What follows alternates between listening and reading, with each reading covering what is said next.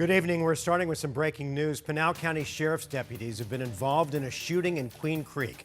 Sky 12 is live over the scene right now near Combs and Gansel Roads. That's near Banner Ironwood Medical Center. As you can see, there's a large police presence there. Yes, you can see the crime scene tape surrounding a white car that looks like it may have gone off the road. The sheriff's office has not said if anyone has been injured. We are working to get more information, and we'll bring it to you as soon as we get it. Well, it's one of the last things that you want to see in your mail, a ticket from one of those photo radar cameras. It'll ruin your day. But if you get one of those in the mail, do you really have to pay it? You've probably heard both sides of it. Don't pay it or pay it. Thanks for joining us tonight for 12 News at 10. I'm Mark Curtis. And I'm Kadiba Devine. 12 News journalist Chase Golightly is joining us live at the intersection of Rural and Rio Salado in Tempe after speaking with an attorney about these citations. Chase? Creep and Mark, the city rolled out their photo enforcement program recently and have already mailed out thousands of citations. I'll tell you, we've only been out here for the past 40 minutes, and we've seen these cameras flash about a dozen times. Now, while it is possible that you don't have to pay that citation, I'm told it's going to take a lot of work. Whether they're out in plain sight or hidden in a fake cactus, red light and speed cameras are all over, all meant to curb dangerous driving. Tempe just rolled out its photo enforcement program and within 2 weeks issued 2,200 citations to drivers with a $250 price tag attached. And Phoenix just approved a $12 million contract for its own program set to start next year. But if you do get one of these in the mail, do you have to pay it? We asked Phoenix attorney Anthony Ramirez. And the answer is if something doesn't come to you via certified mail or official court service, there's plausible deniability that you never received it.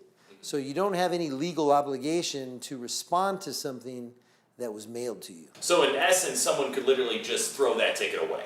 In essence, they could. Now, if you decide to go this route, that doesn't mean you're off the hook. Then they have 90 days from the date that the citation is filed with the court to serve you. Meaning a process server is going to show up to your door and try to hand deliver that citation to you. However, if they don't contact you within those 90 days, then you are good to go. But that doesn't mean it's easy. So you're going to start inconveniencing yourself, right? Because you're hiding, trying to avoid the process server. Ramirez also says that if anyone at your home answers the door, whether it be your spouse, roommates, or even your kids that are 14 and older, the server will give them the citation, and that counts as you being served. And it won't just be $250.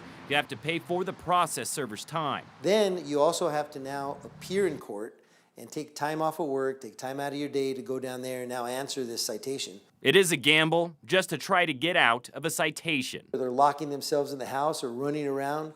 It just doesn't seem worth it to me on these tickets. You know, you play stupid games, you win stupid prizes. Ramirez recommends people should just pay the fine so you don't have to deal with hiding in your own home. However, if you feel like you should have not been cited, actually, did you see that flash go off? So someone is probably going to get a citation in their mail right now. But again, if you feel that you shouldn't have been cited, you can always make that argument in court. We're live in Tempe tonight. Chase Golightly, 12 News. All right, Chase, thank you. A frightening scene in Tempe after a swarm of bees stung 2 children and an adult near Baseline and Kyrene Roads. Tempe police and fire crews rushed to the area, treating the victims before they were taken to the hospital with non-life-threatening injuries. Crews ended up getting called back out to the scene after our 12 News crew spotted more bees going after people in the area. A beekeeper was able to remove 3 hives. During this time of year, bees are going to be active, so definitely be on the lookout for them, even if you're hiking or you're doing some type of outdoor activity. Try to remove yourself as quick as possible. If you do get stung, it's important to make sure you get checked out. If not by a doctor, you can call 911. Tempe Fire says that thankfully the 3 people who were stung today are expected to make a full recovery. Maricopa County Attorney Rachel Mitchell answered questions today, providing the latest on Preston Lord's murder case. This comes just days after a judge pushed back the trial date for the 6 remaining suspects. Lord was killed at a house party back in 2023. The attorneys for the 6 defendants told the judge they needed more time to go over evidence and discovery in the case. Lord's parents objected to the decision. You know, while we want to get swift justice for the victim and certainly his family, it's been going on a long time for them. I understand that. It is a very complex case, and so a 6-month continuance was granted. Earlier this week, the judge also told each defense team that they have until November to separate their cases if they choose to do that.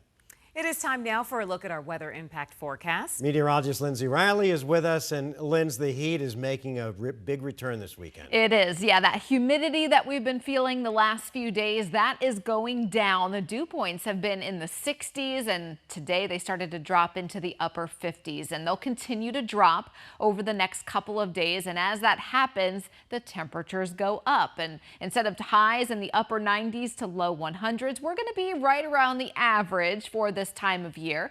Our valley weekend forecast, a mix of sun and clouds. The monsoon moisture for the valley is over, at least for now, hitting 107 on Saturday and 106 degrees on Sunday. Now up in the high country, still beating the heat. Flagstaff, beautiful temperatures Friday and Saturday at around 79. We'll be in the low 90s though around Sedona, so still warm in certain areas. But as of today was the last day where our average high is 107. That's the hottest average high of the entire year. It's actually been at 107 for about the last 3 weeks. The good news now is our average highs are now going down for the rest of the year. So starting tomorrow, average high goes down to 106, and then by the end of the year, December, it will be dropping down into the 60s. So a glimmer of hope in the temperature department. Caribe. All right, Lindsay, thank you. For yet another night, crews continued to battle two big fires burning near the north rim of the Grand Canyon. The Dragon Bravo fire has been burning for nearly 2 weeks and is still 0% contained. The fire has grown to more than 1,100 acres. Several state leaders have called for an investigation into the handling of the fire, saying the federal government didn't respond appropriately. The other fire is burning just 35 miles away. That's the White Sage fire, which fire crews now have about 17% containment on. This is the much larger of the two fires, with more than 58,000 acres burned.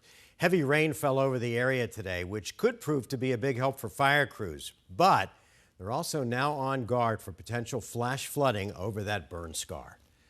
Over 100 truck drivers and mechanics in Tolleson could soon be out of a job. It comes as Fry's announced that it's changing transportation companies. Ruan Transportation has worked with Fry's parent company, Kroger, for more than 2 decades. Union leaders say Kroger has decided to end that contract and is switching to Swift Transportation. The decision impacts 113 drivers and about 24 mechanics.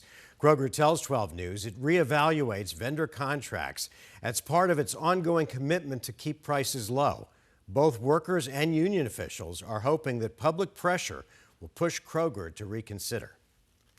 Keeping you in the loop on all things West Valley, tonight a traffic stop turned into a total repair for a woman who was passing through Arizona with a car that was in rough shape. 12 News journalist Gabriela Becerra shares how a West Valley police officer and business owner collaborated to get her family moving along again.